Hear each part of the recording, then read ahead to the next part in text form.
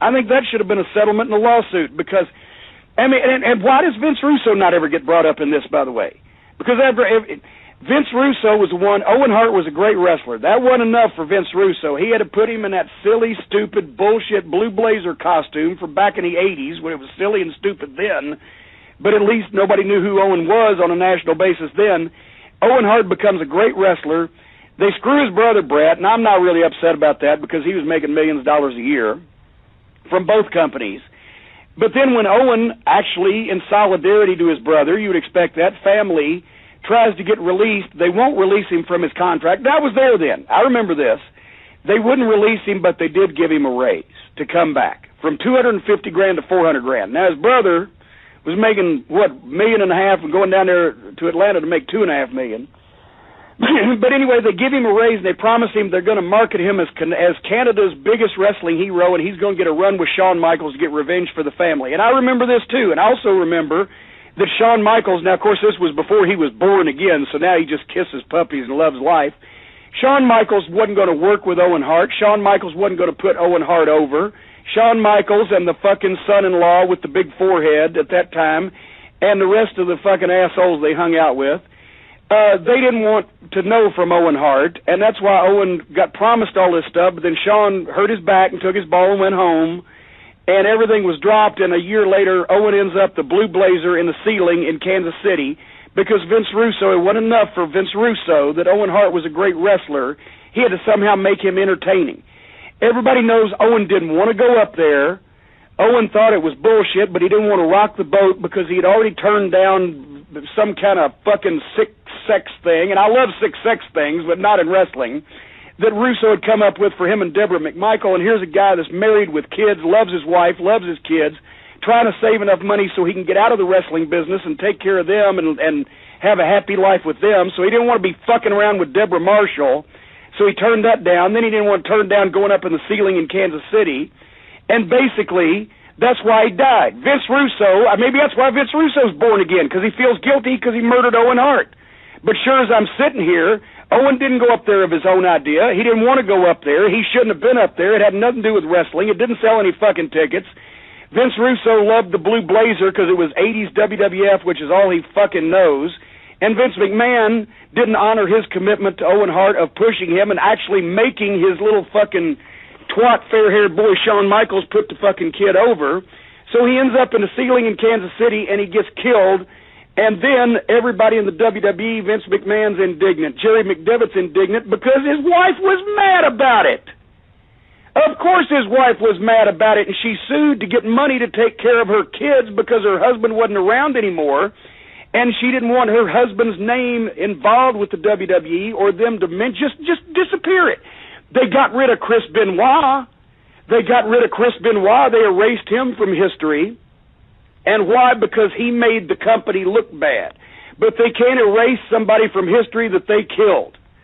Why not just bundle up all the videos and say, here you go, Martha, sell these videos of Owen Hart and take the money and put it in the Owen Hart Foundation. But no, that they couldn't do something like that. Or they couldn't even just say, okay, we're going to ignore the whole thing. Or they couldn't even be honest and upfront with her about what they were doing.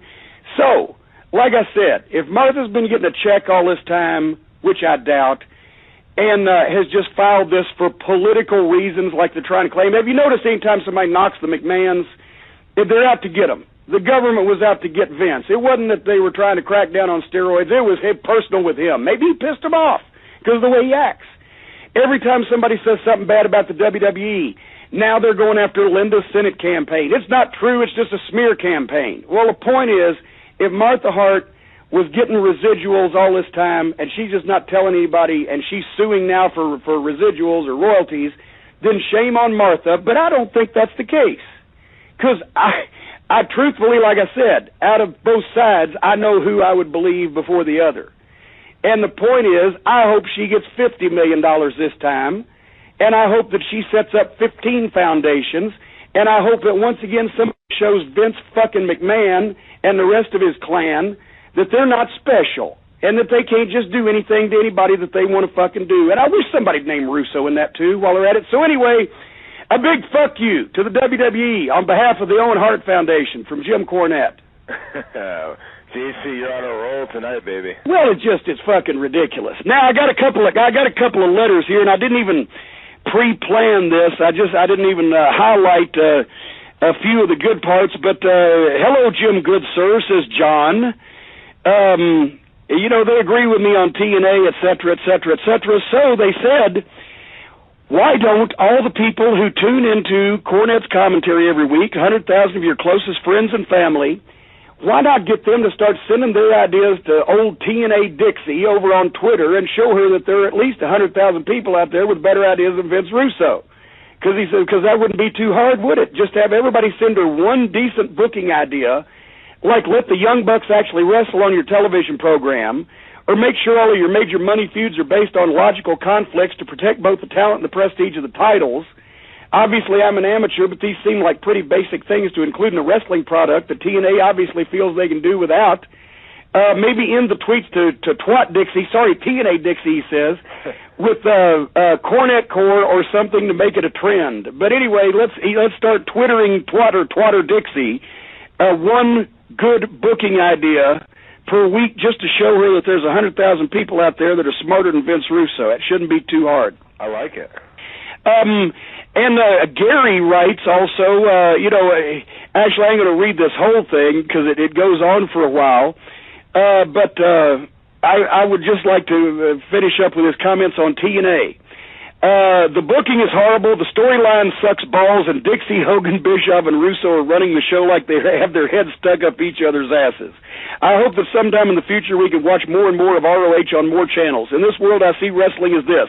ROH is number 1, WWE number 2, and TNA, well, who gives a shit? And Ben writes in, hey, Jim, I read that article about you wanting to kill Vince Russo and found it very interesting. Now, I heard that some people say you went too far, and I disagree with them. You did not go far enough. Wrestling in TNA and WWE needs to be cured of the cancer that is infecting it right now. Vince Russo needs to be destroyed, but so does Dixie Carter, Hulk Hogan, Kevin Nash, Scott Hall, and Bubba the Love Sponge, who needs to be shot over and over and over again. Now, remember, this is Ben writing in. This ain't me, folks. Stephanie McMahon needs to be terminated, as does Kevin Dunn, Johnny Ace, Triple H, all those comedy, action, adventure writers on the creative team, and Vince McMahon himself needs to be wiped out in order for the sport of pro wrestling to recover completely. If we can't annihilate all or any of these people, we'll just imprison them in Gitmo or force them to deliver pizzas for the rest of their lives. Anyways, that's my opinion on the matter. One last thing. Try not to tell anyone about this message because if you do, it could cause trouble for both of us. Well, thank you, Ben. I appreciate that. And hopefully there'll be no trouble. But it's all said and fun. So there you have it, the fan mail on Cornette's commentary today. Yeah, and anyone that wants to write to Jim and hopefully get your letter read on the air by Jim himself, you can do so at Jim Cornette at JimCornette.com. Again, Jim Cornette at JimCornette.com. And now remember, I get a lot of these things, guys, and I ain't a great typist, and I have some demands on my time, so if you don't get a personal answer, don't be mad at me, and then don't write me back and say I suck balls. Hey, did you hear about your boy Batista's looking to get into MMA? No, he's not. He's just looking to get in the newspapers. He's 0 for life against black guys. Booker T beat his ass. Slick Robbie D, rest his soul, in Louisville here at OVW, just beat the piss out of him in the back one day.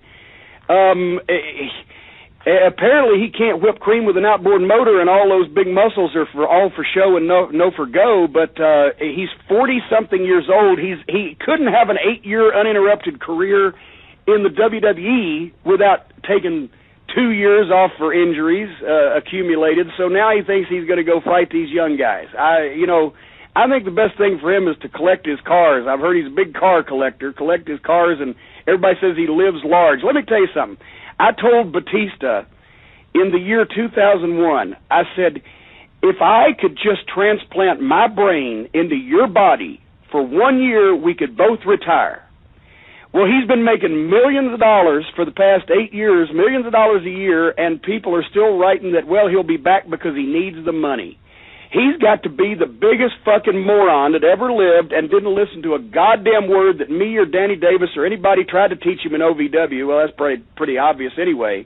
If he's made all that money for the past 8 years and he needs to hit a lick at a snake for the rest of his life, so good luck to him.